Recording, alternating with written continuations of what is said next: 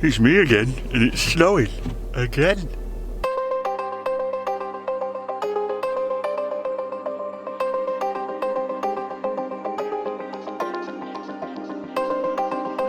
So we're here.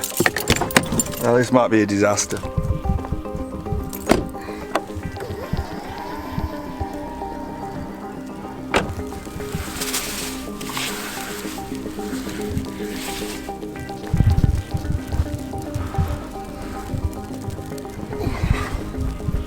Now this ties in quite well with that last video where we did a few fine art shots and we got into the woodland. Conditions are challenging because it's that wet snow, and that wet snow gets everywhere, and I don't know where I'm going. In fact, I think we're going to go the other way. Rooney! See, that's my favourite word now, is Rooney. I'm sure we've all got awesome things that we like to do in life. One of mine is watching these here comedians, and the Big Yin used to say there's no such thing as bad weather, just the wrong coat. And I'm sorry, he still does. So which way do I go? Do I go this way? Do I go this way? Or do I go this way? All I know at the moment, I'm making myself dizzy. So the beauty of this here wet snow is not only do you get the beautiful snow, of course, but also the trees are wet, and when the trees are wet you get that dark contrast. And for shooting in snow, that's one of the first things I'm looking for, is contrast in the shot. Problem is that when you're shooting in the snow, the whiteness of the snow can just make everything bland, so you need something to contrast the actual snow itself. I've got the camera set up in portrait mode, and there are two ways, well, there are numerous different ways to get the exposure right for snow. If you've got a histogram on your camera that shows in live view, it's the easiest way. All you do is make sure that the histogram goes to the very right hand edge of the histogram, so you know that you're not blowing out your highlights, but you're exposing correctly for the snow.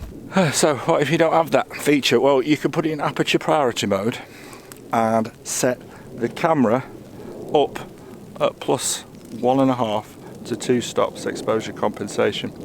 If you set the exposure at normal exposure for snow, what it'll do is it'll turn it grey, so it'll naturally try and underexpose the image. So you've got to trick the camera to take the correct exposure.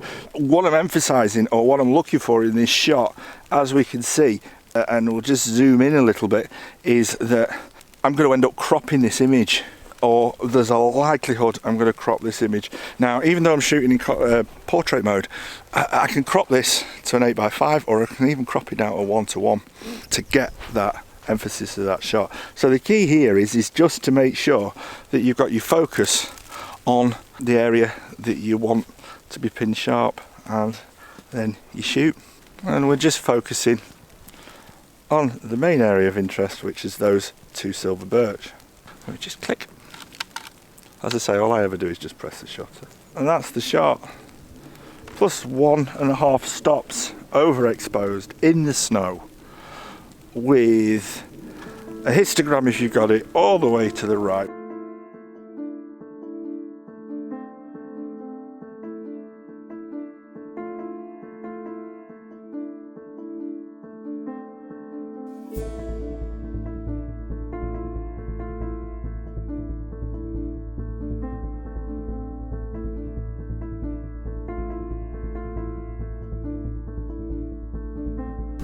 So all I'd say is don't be scared of coming out into the woods and shooting snow scenes.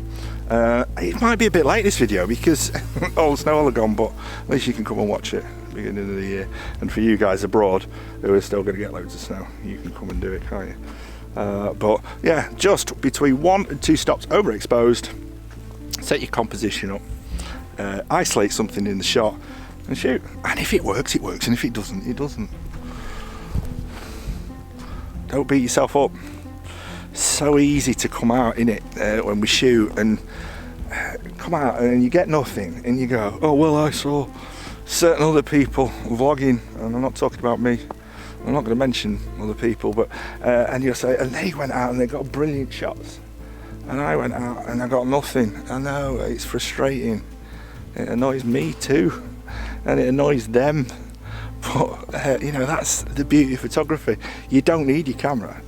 The camera's here for you to take shots. But when you're out in nature, I think we're all guilty of thinking it's all about the photographs. Well, it isn't. Coming out here and shooting, talking to you guys, is food for the soul. As often I do, is that it's not all about the vlogging for me. You guys come along on my journey, but I'm going to have a little mooch about, take a couple of more shots, following exactly the same rules as I've just told you. And also, if you're shooting handheld, and it's very difficult for vloggers to show you how to shoot handheld, but you're doing the same thing, but just up your ISO so you get that camera shake out, and snap away, looking for the composition, looking for that contrast in the snow.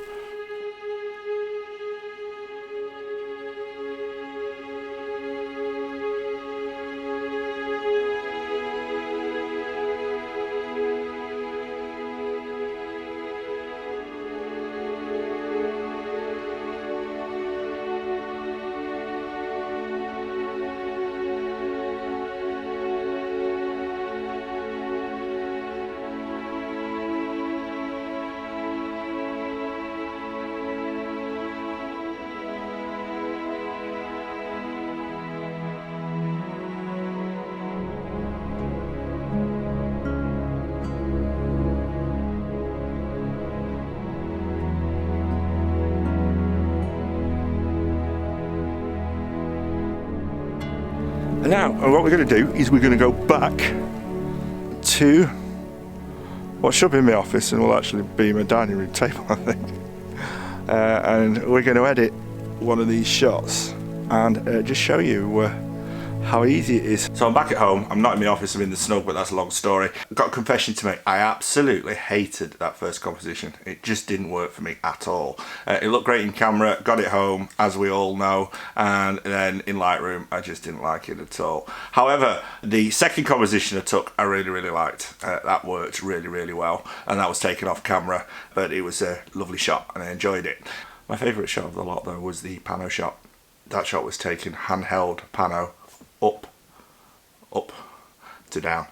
Quick shot, ISO 200, and shutter speed didn't really matter, it was for the conditions. Histogram all the way to the right. So we're going to edit that one. Somebody actually asked me, he said, will you show me how to edit that shot? So that's one of the reasons why I'm going to show you how we did it. So we're just going to dive right in.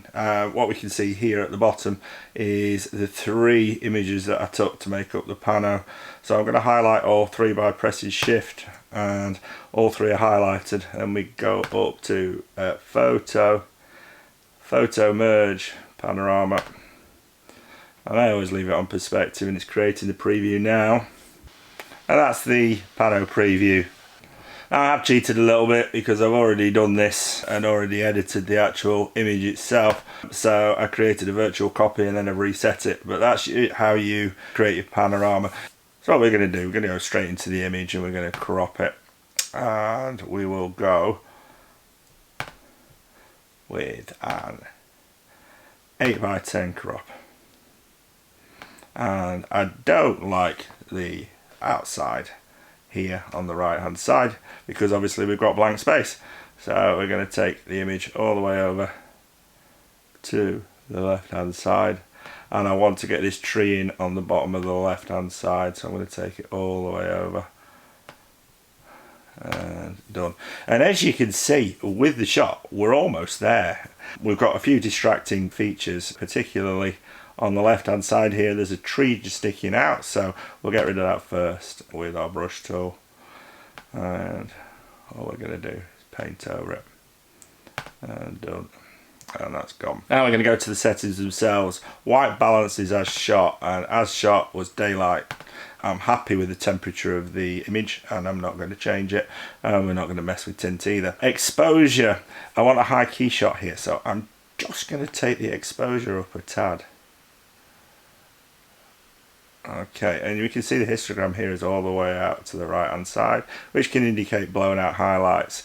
But that's the type of shot that I want. And as regards the exposure, I'm happy with that. Now what we're going to do is I want to soften the image even more. So what we would normally do is we would up the contrast for an image, but with this one I'm actually going to go down. I'm going to go down to -30 because I want to make the image feel nice and ethereal. Highlights I'm not going to touch at all. Shadows I'm not going to go crazy with. I'm just going to bring them up to about +30. I don't know if you can hear that, but the Mac is running overtime with the things that we're doing. And then what we want to do is I want to emphasize the blacks within the image. I'm not going to touch the whites at all. We've got a really high key image here, so I'm just going to bring the blacks down. And you can see that histogram moving off to the left up at the top. And as you can see, it starts to get crazy. I don't like that at all. I want this image ethereal. So we're going to go to about -30.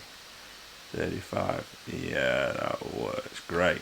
Now we're going to the next 3 sliders, and very rarely do I do what I'm going to do now. I do it with woodland shots and I do it with fog shots. Particularly what I'm talking about now is the clarity, but we'll come to the clarity in a moment. I very rarely touch my Vibrance slider, if at all, but with this one we are, because I just want to make things pop a little bit, because we're trying to create contrast only in the tree bark. And we are going to take that up +12, +14. That will do. And saturation, if I ever saturate an image, I don't saturate it, I desaturate it, because the Nikon in particular can come out quite saturated. But because again there's very little colour in this shot, we can afford to saturate the image slightly. And we're going to take that up to +35-ish, and it's just making things pop a little bit within the image. And when we're looking at the saturation, what we're doing is we're just emphasizing the orange in these colors here, but it is subtle. And we are almost done. One thing I didn't do, which you will all be shouting you should have done it, is enable profile corrections, and so that the image is true, and taking out lens distortion. Now I am going to sharpen the image, and we are going to go to my go-to setting, which is around 70, and then I'm going to mask the non-essential areas that I don't want sharp, and we'll hit that up to about 60. And we're almost there, but the last most important thing that I'm going to do is I want to make this even softer and even more ethereal, and this is how you do it with your woodland shots and with your snow scenes. It's the clarity. What I'm going to do is I'm going to take the clarity down to -30. Yeah, and you can see how changing the clarity makes that shot ethereal. In fact, -30 is too much. It's too wishy-washy and too painting-like. -20 looks good. But what I don't want, and I'm going to do this for speed, you would take longer on the shot itself if you were doing it yourself in Lightroom, is I don't want the tree trunks to have that soft clarity. So what I'm going to do is I'm going to go to my brush tool, and I'm going to take the clarity slider up, which I've already done, to +32.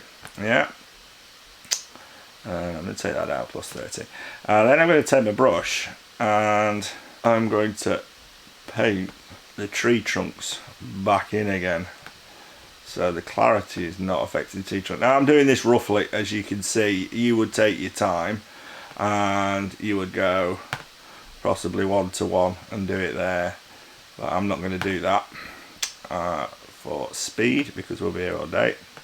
And as you can see, when we're painting that, I hope it comes through on video, the tree trunks start to pop, and I'm only concentrating on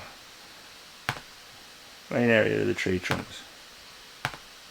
I only do this with the woodland shots, but it's really good with fog, or even if you've got light fog, because what you do is you create that image and then you clarify, is that the right word? Declarify the image, and then you highlight the tree trunks that you want to look pin sharp, and it creates that lovely painting like effect. I think we're almost there, and that's the finished image that you can see on screen now.